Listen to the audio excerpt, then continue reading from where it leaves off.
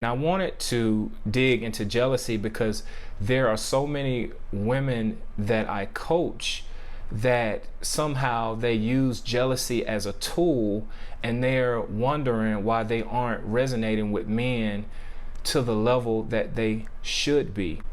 I also want to remind you all that jealousy is a negative emotion, and if you are relying on making someone jealous to try to prove or to try to see where your place is in a relationship, it's just a bad way to go in general. Hello, this is Keith from Project Next Level, where my main focus is to help you all step into your greatness. Today's video is about jealousy. Actually, there are two types of jealousy, but one is actually good for your relationship. One type of jealousy is called deliberate jealousy, and that is premeditated in nature, designed to elicit a response or an action out of someone, to try to get a rise out of someone. And the second type of jealousy is called inadvertent jealousy. And inadvertent jealousy is innocent in nature, and it's up to the perception of the other person, which of course you have no control over. And so there's two types of jealousies. Now, there is a certain type of jealousy in the beginning of courtship and dating that is cute because it lets the other party know that you're interested and it's cute. But there can be a time where jealousy can go overboard to the point of it actually torpedoing a great budding courtship or romance.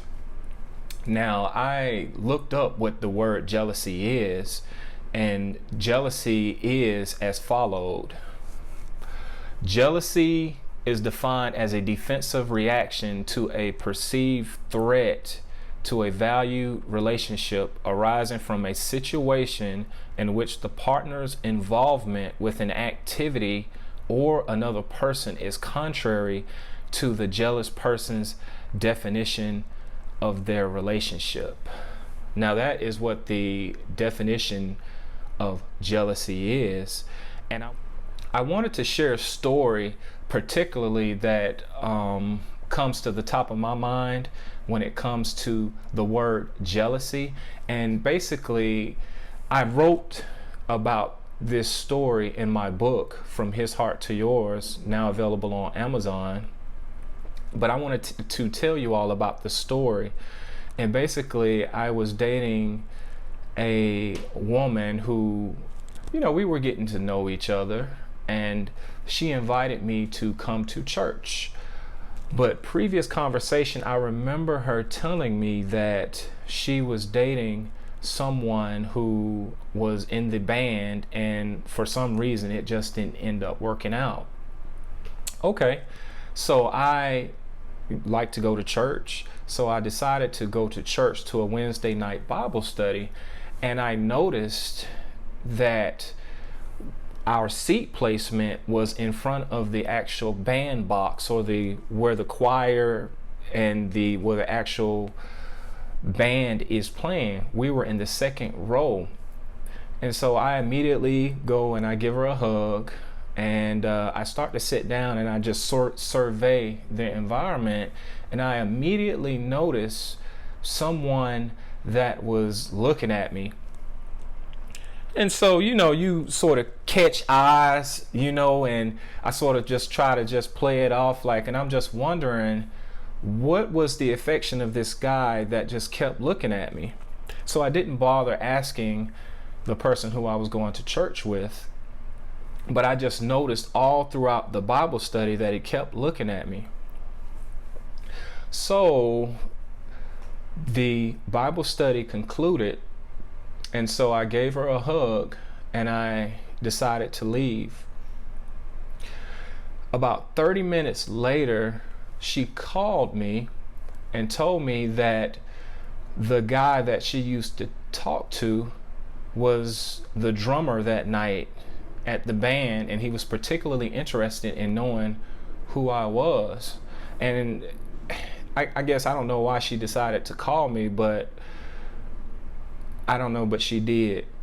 And when I got off of the phone with her, I realized that I was a pawn used to try to, I guess, make the other guy jealous. And I also decided that it just really wasn't worth pursuing the courtship any further, because she was more concerned about getting a response from someone that is in the past than trying to get to know someone right now. And that is the problem. Sometimes so many people, they cut their nose off to spite their face. And what she obviously used was deliberate jealousy, trying to elicit an emotion out of someone. And I guess it worked. When you use deliberate jealousy, you may get a short-term rise out of someone, but the long-term benefits will deteriorate the situation, because what stems from jealousy?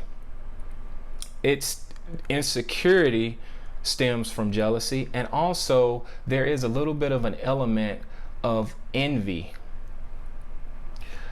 that comes from jealousy. And so I told you all this story is because so many people are using deliberate jealousy to try to improve their standing in a courtship, and it's the wrong way to go about getting attention from someone. It just doesn't work. Now, inadvertent jealousy, on the other hand, is something that, as I alluded to earlier, is something that isn't premeditated. Is something that is innocent by you, but it's left to the perception of the other individual, and you have no control over how the other individual feels.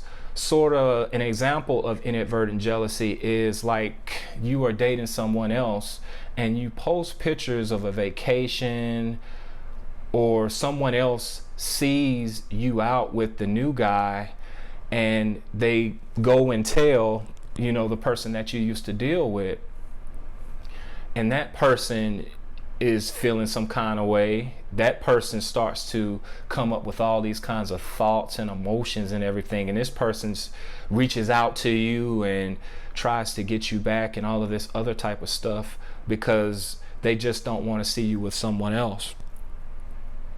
That inadvertent jealousy works better than a premeditated act, than someone trying to stage something to try to get a rise out of someone. What I want you all to do is, when it comes to jealousy, which is a negative emotion, I want you to when you try to arouse an emotion out of someone that you are no longer in their life, or you're just unsure of your place in a relationship, it shows insecurity issues, and it also places an emotional burden on yourself. It grabs hold of you.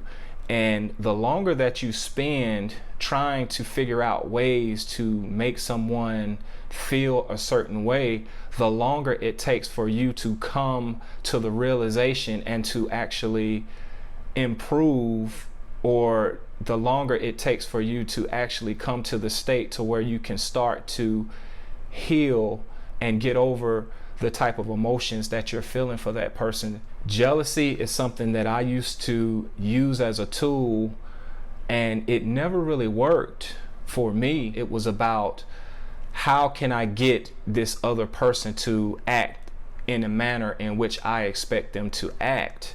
And it kept me in a perpetual state of discomfort, because it wasn't about me. It was about trying to get someone to feel a certain way. And when that person didn't respond in the manner in which I thought they should respond, I even felt even worser. So in conclusion, I just wanted to say that sometimes inadvertent jealousy is the much better way to go, because it's out of your control.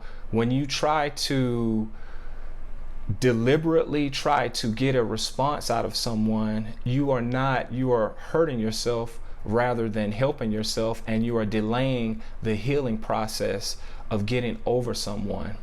In conclusion, I talk about these two forms of jealousy in my book, From His Heart to Yours, just released. It's now available on Amazon.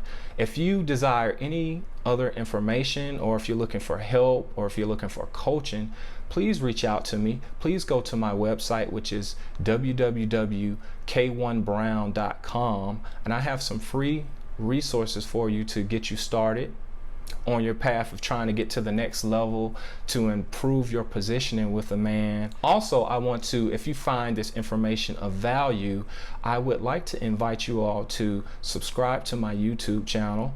It's really, really easy to do. There's a red button, subscribe, hit it, and you can look forward to additional content posted by me as we dig deeper into relationships, get into the next level. If you're going through transition and transformation in your life, I would like to assist you along in that journey. But until the next video, guys, love you all and take care.